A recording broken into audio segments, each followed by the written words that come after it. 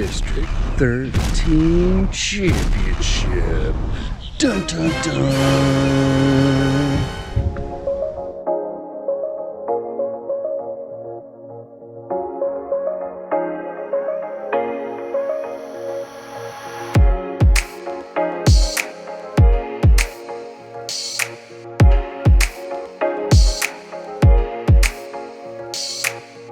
This is freaking exciting. And I'm also really cold. But I want to show you guys how beautiful this is. We're in St. Pete Yacht Club. It's over here in Rosa Park. Everyone's showing up. It's like 50, 60 degrees. But it's supposed to warm up in the 70s today. Wind was 10 to 15 knots, gusting upwards of 15 to 20 last week. And then we get to this week and now it's down to 5 to 10, gusting 15. So you never know. You can really drive yourself crazy looking at the weather, getting ready for these events. But I mean, everything changes until you get to the day. So, and even on the day it changes. So you never know. But guys, holy moly, look how beautiful this is.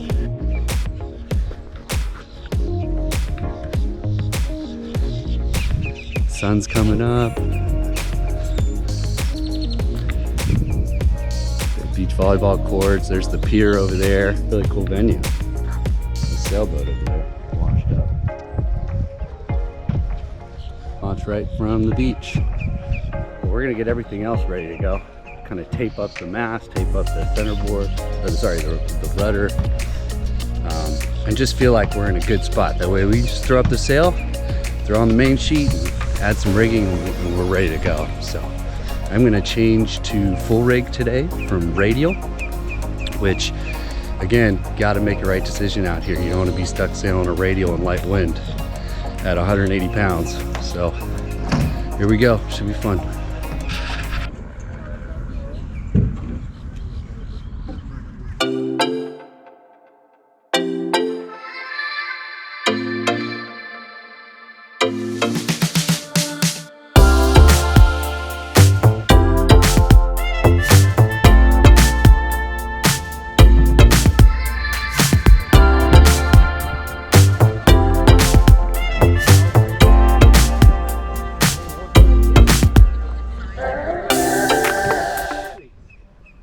Go to a 7, you said? Yes, please. Okay, perfect. So you're switched in here, But you're still going to check in on that 6 because that's where I have. Okay. Thank you. Thank you. And do you know where your spot is? Good morning. How are you? Good. In sail number? 296. 296, not 298. Later, I know, and it's so dark so early now. 296. Like when I was leaving at 6, I was like, it's chilly. Okay. It was like 6:15. Do you have a 298? We do. We have you down as 298. Great. I told Todd I could come. I was going to come after work, so that wouldn't have. All right. You are dolly number 161. Size shirt would you be? I'm like, Let's go large. I'm like, Thank you. what? Like I just look. Thank you. Thanks. Warm.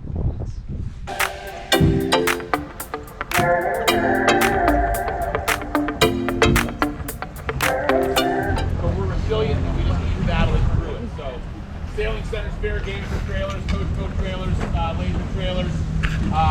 Unfortunately, because we're keeping the trailers there, we don't have enough room to park vehicles. 15 knots of breeze from the northeast. With some outgoing tide that's going to be going out today until about 1:30 or 2 o'clock. You know, we do anticipate that as the breeze or as the land heats up, that the breeze is going to soften. But I think it's going to stay today in the 8 to 10 knot range. I think that we might have a great day from start to finish. So, target time, we're sort of looking at like a 40-minute target time for racing today. We're going to set our target off the ILCA 6 fleet. So full rigs, 7s might be a little bit shorter than that. Course designations today, we're going to start the ILCA 7s first on an outer. We're going to start the ILCA 4s second on an outer short course. So on the second windward leg, which will be on the outer for the, we're going to try and time it where as the full rigs have passed the outer short mark, the ILCA 4s are going down or around in their mark and tucking in right behind the ILCA 7 fleet. It's worked really well when we've done it here in the past. I know there's a lot of debate about where to put the ILCA 4s, and I hate nothing more than having the ILCA 4s waiting and waiting and waiting and waiting for an hour, hour and a half to get racing, and we find that works really, really well. Then we'll start the ILCA 6s on an inner one fleet. We're not splitting the fleet. So after the ILCA 4s start, my start pin boat's gonna go anchor up. They're gonna go out, they're gonna set up for the ILCA 6 fleet. So everyone's gonna have an appropriately sized starting line. We're not gonna put the 7s and the 4s on a 1,300 foot starting line. But I need to gap the 6s and the 7s and the 4s anyways by 10 to 15 minutes. So we'll reset our starting line, we'll roll right into sequence for the ILCA 6s, and then we'll just continue with that rotation all day long. Because our fleets are all over 10 boats, we're just gonna go U flags all day long. I don't wanna waste time with P flags. I mean, we've got a really good forecast today. Tomorrow, I think everybody's looking at the same thing that I'm looking at. It's probably gonna be really nice in the morning for an hour and a half, and then it's gonna get marginal, and then it's just gonna be really warm, and the front will have passed by, and I don't think that tomorrow afternoon is gonna be great. So the goal will be 4 races today, and then that'll leave us with 2 tomorrow morning, which I think is pretty realistic based on the forecast. We're aiming for a 10:15 start this morning. The race course area is going to be straight out off the beach past the 2 big green channel markers, which we call G1 and G3. So it's probably going to be a mile or just over a mile away from the beach.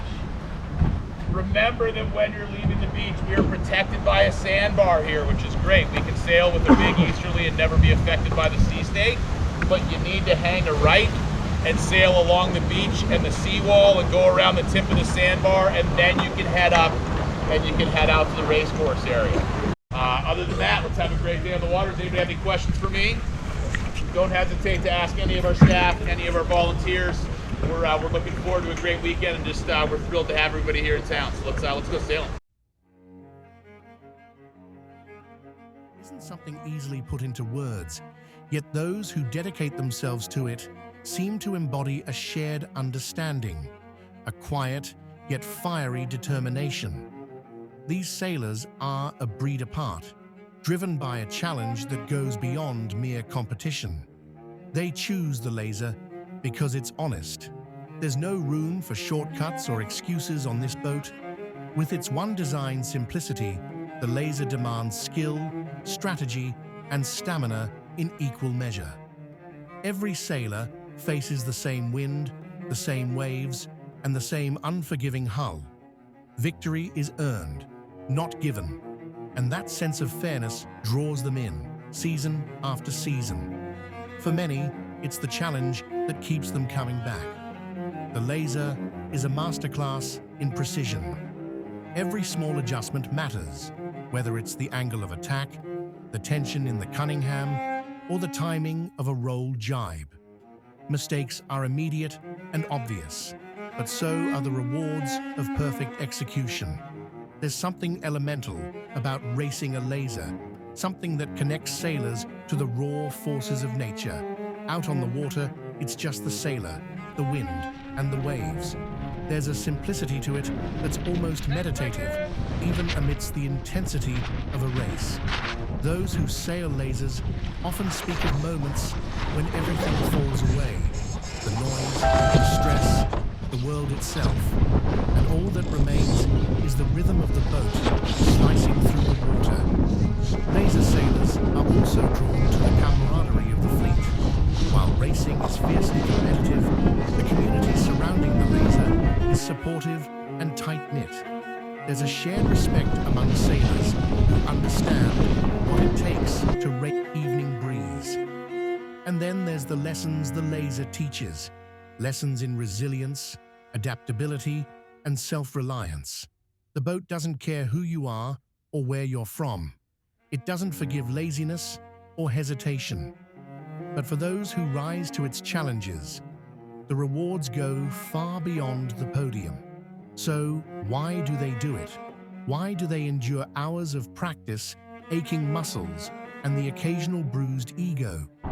Because the laser offers something few other boats can, a true test of one's skill, grit, and heart.